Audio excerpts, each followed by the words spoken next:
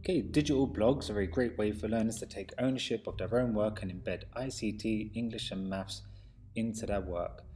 This is why we use blogs on the digital design courses that we teach, as we try to teach learners to embed both analog and digital based skills within inside their workflow.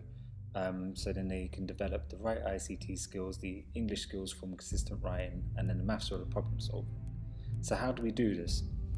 So from the teacher, the first thing that we would do in the induction week is I structure a section on Moodle, and inside Moodle, describe to learners what WordPress is. It's a free tool to be using. It's a digital blog. It's basically like a WordPress editor that you have online. And from past experience, we will restrict the kind of templates that they can use.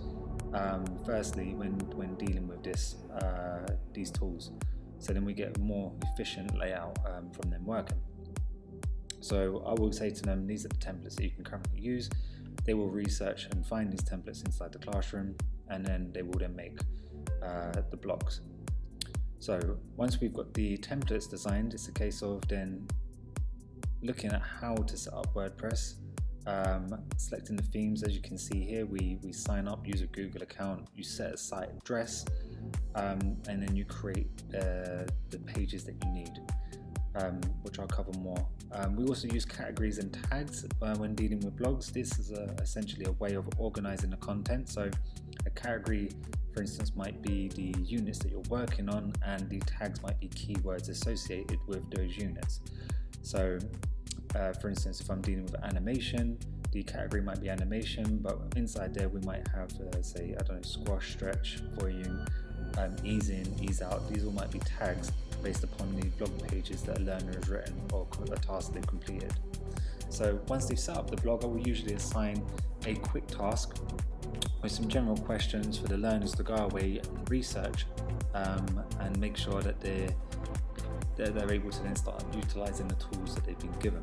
So from a teacher's perspective, it's learning how to use your own blog to do this, or you can use Moodle and other tools that you have there. But essentially what we're trying to encourage is the use of English, maths and ICT inside the classroom, independent study skills, encourage use of digital resources and the ability to work across other digital devices. The great thing about the blogs are that as long as you have an internet connection, learners can sit on a bus on their phones working on their blogs and updating them and doing the college-based work. They can also have tablets that they can work on if those are the only tools that are available to them, and then work on the blogs there. Or they can use any computer inside the college, PC or Mac, and access the blogs through those means. So, blogs can be used as a teaching aid. So you can use a personal blog to set tasks both inside and outside the classroom, share ideas, show course information, give video links to valid resourcing, and share other electronic-based material. So if you're using the blog and you're directing work towards them this way, they've got ways of accessing information that they might not otherwise access directly and quickly. I tend to work between both Moodle and say an online blog when delivering pieces of work. As you can see, when working with the blog, it's a standard editor. You can embed videos. So if I went to YouTube, just copy the URL. You could, depending upon the theme that you have, copy the embed code for the video, but generally the URL should suffice. And as long as you're working in the visual editor, you copy the URL, paste the URL, and the video should show up directly inside the blog, in which case you can then talk about this. Learners can then add videos, images that they find online, and they count as a reference form of work if they're struggling with how to citate everything the right way. At least this way it's a direct link to the source that they've used as well. For instance, you can then just start writing questions, or they can start blogging and just writing what they want to say about the video, what they can't understand about the video.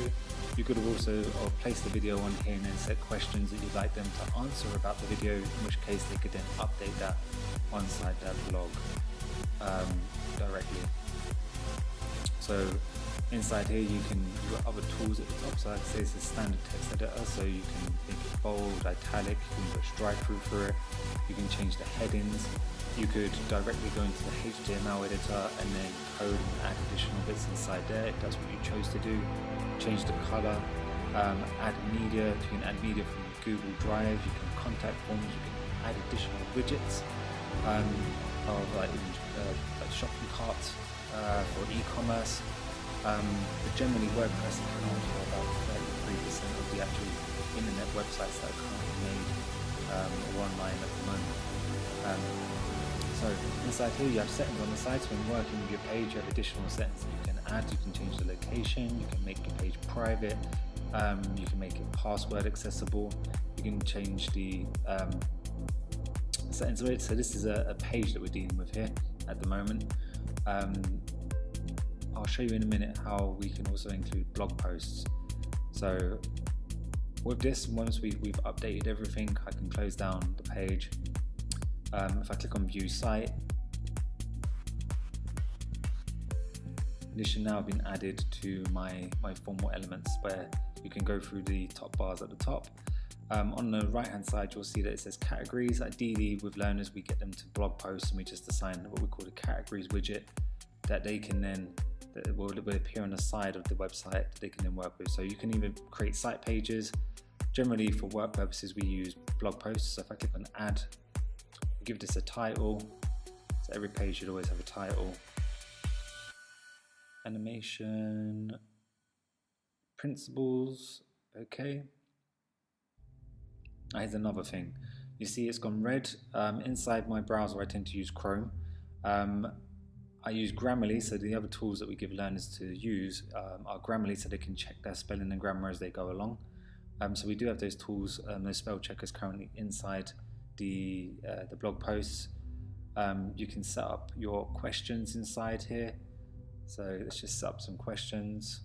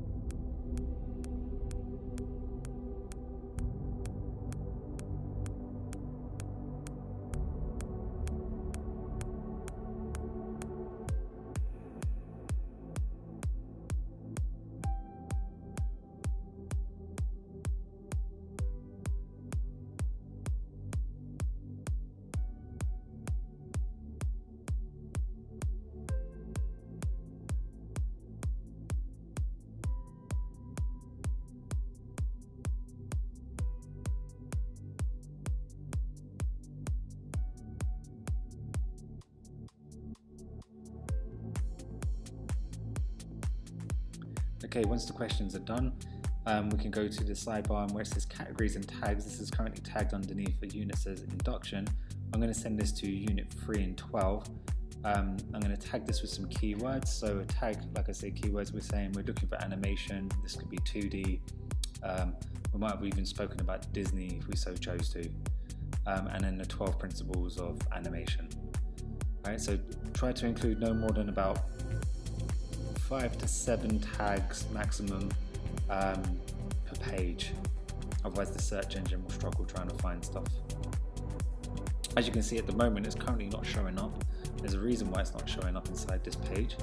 If we go back to the editor, we will just make sure that we publish this. So this is currently under a draft. So we need to make sure this is live in order for it to show up underneath those categories that we've created. So we're going to click on publish, publish immediately.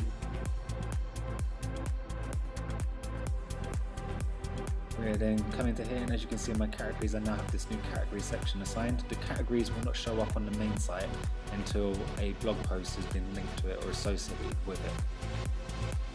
So we click on there, and as you can see, we now have our work inside there. Here's some other learner websites that we've been working with. So you can include different galleries. The learners will generally review and evaluate their own work. What you tend to see in here, you're looking for subject terminology, you're looking for referencing, resourcing, anything extra they've added. They can include videos. and processes of their actual work. Like I said before, you can link in and upload videos from YouTube. It's a great way for learners to evaluate their own work, but also start building up a digital presence or a portfolio that they can later take to university and show them if they need to. Okay. So to review, digital blogs are a great way for learners to take ownership of their own work and embed ICT, English and Maths. You can use them as a teaching aid from your own perspective to set tasks both inside and outside the classroom, give videos and share material.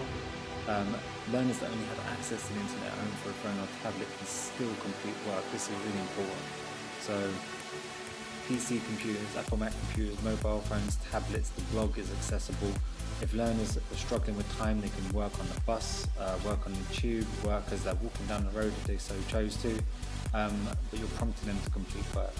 The blogs are easy to use, and most of the time there's Okay, lastly, tracking of the blogs and monitoring the learner's work might be a question that's asked. So inside Chrome, there's an app that I use, or an extension I use called Toby. It's free. But it's like a way of having multiple tabs that you can access and review at any time.